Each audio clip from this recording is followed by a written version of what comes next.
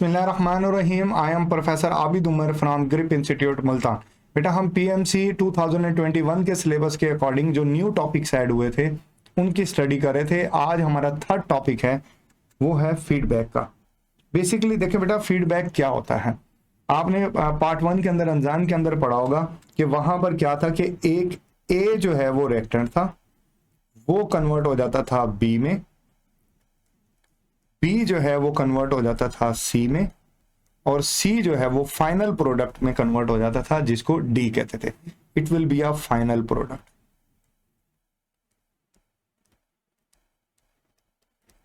Final product.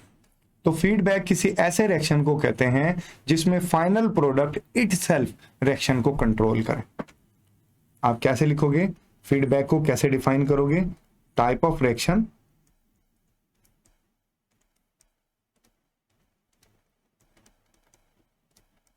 in which final product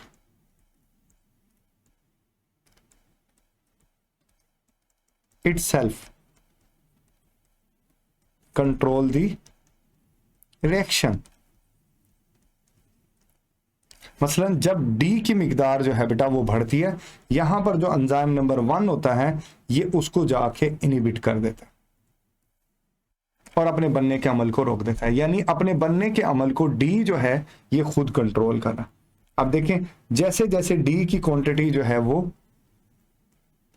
increase होगी, ये B जो है उसको बनने के अमल को रोक देगा, और जैसे जैसे डी की मिकदार में कमी आएगी ये बी की मिकदार को बढ़ा देगा। यानी डी अपने बनने के अमल को खुद कंट्रोल कर रहा। अगर किसी भी रिएक्शन में आप ये देखें, ऐसा हो कि डी जो है, जस्ट फॉर एग्जांपल ये प्रोडक्ट है, अगर प्रोडक्ट बढ़ रहा है उससे रिएक्टेंट कम हो रहा है तो ये नेगेटिव फीडबैक होता है। Negative feedback.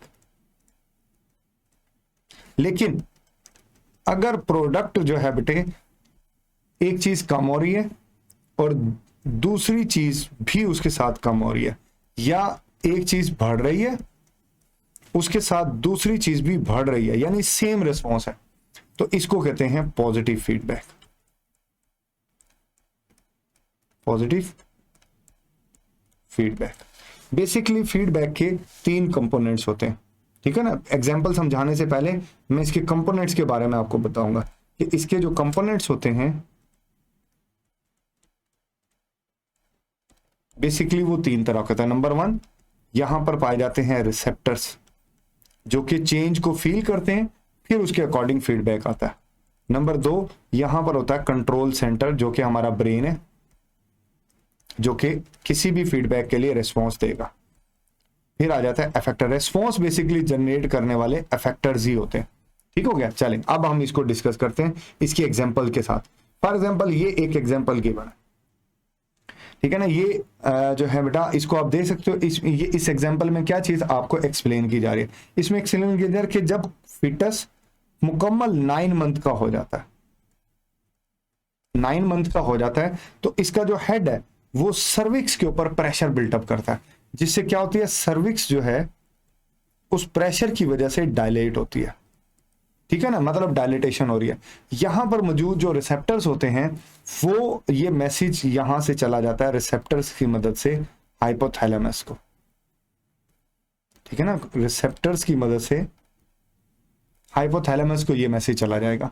अब हाइपोथैलेमस क्या करेगा, पोस्टीरियर पिट्यूटरी से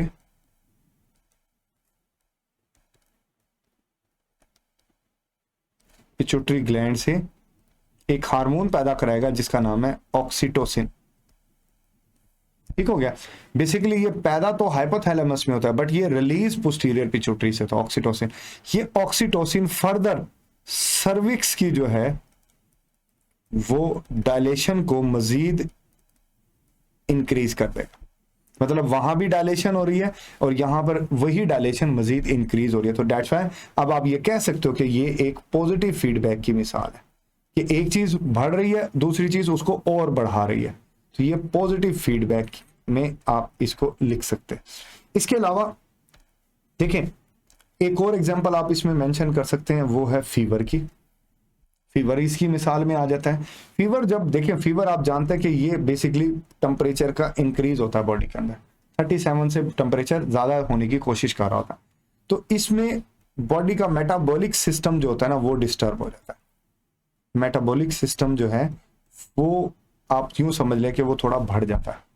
उसके बढ़ने से हीट पैदा होती है और उस हीट से टेम्परेचर मजीद बढ़ना शुरू हो जाता है।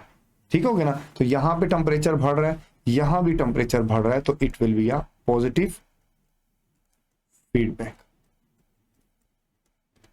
ठीक हो गया? चलें, एक तीसरी, ये दूसरी मिसाल थी, एक और मिसाल दे देता हूं तीसरी।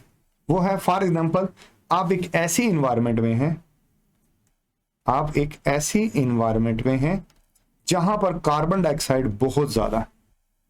कार्बन डाइऑक्साइड मतलब आप एक सफोकेटिंग इन्वायरमेंट के अंदर है जहां पर कार्बन डाइऑक्साइड का लेवल बहुत ज्यादा है। जब आप वहां पर इनहेल करेंगे तो क्या होगा?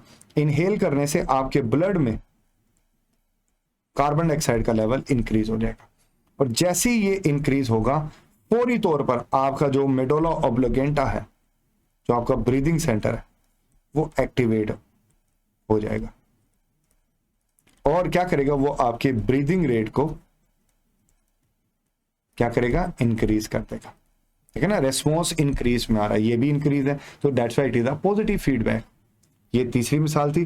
मिसालें बताने का मकसद है ताकि आपका टॉपिक अच्छे से क्लियर हो जाए आपको। और भी बहुत सारी मिसालें हैं, मसलन मैं बता देता हूँ। मसलन जस्ट फॉर एग्जांपल, जब FSH का लेवल इंक्रीज होता है तो एस्ट्रोजन का लेवल भी इंक्रीज होता है, तो it is a positive feedback. इसी तरह जब LH का लेवल, ये डिक्रीज वाली मिसाल देने लगा, जब LH का लेवल कम होता है तो तब एस्ट्रोजन का लेवल भी कम हो जाता है। ये कम हो रहा है तो ये भी कम, तो ये भी पॉजिटिव फीडबैक की मिसाल के अंदर आ जाता है। नेक्स्ट मूव करते हैं, अब हम डिस्कस करते हैं नेगेटिव फीडबैक को। देखो बेटा, नेगेटिव फीडबैक में ये होता है कि एक चीज बढ़ रही होती है तो दूसरी चीज जो है वो कम हो रही होती है, या एक कम हो रही होगी तो दूसरी बढ़ रही होगी, तो ये नेगेटिव फीडबैक में आ जाता है। मसला मैं एग्जांपल देता हूं आपकी बुक से। फॉर एग्जांपल ठंडा मौसम है तो आपके बॉडी का जो टेम्परेचर है ना वो सर्दी में वो कम हो रहा है, आपको सर्दी लग रही है, आपकी बॉडी का टेम्परेचर कम हो रहा है। यहां पर आपके जो है बेटा वो थर्मो रिसेप्टर्स जो होते हैं वो एक्टिवेट हो जाएंगे, वो बताएंगे हाइपोथैलेमस को, हाइपोथैलेमस को बताएंगे। हाइपोथैलेमस क्या करेगा? हाइपोथैलेमस जो है बेटा ये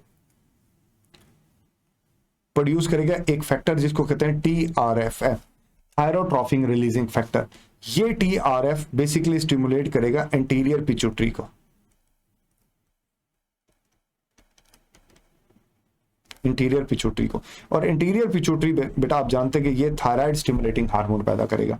ये थायराइड स्टिमुलेटिंग हार्मोन थायराइड को स्टिमुलेट करेगा, थायराइड ग्लैंड को, और ये थायराइड ग्लैंड जो है बेटे थायरोक्सिन पैदा करेगा, थायरोक्सिन।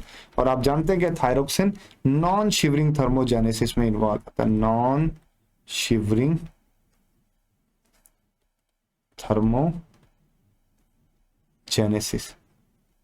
में इन्वॉल्व होता है। नॉन शिवरिंग थर्मोजेनेसिस बेटा बेसिकली हीट प्रोडक्शन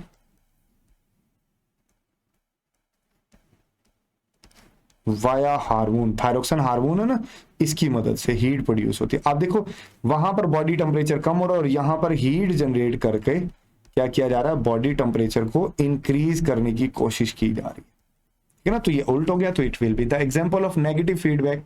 ये जो है ये नेगेटिव फीडबैक की मिसाल के अंदर जो है वो डिस्कस किया जा सकता है।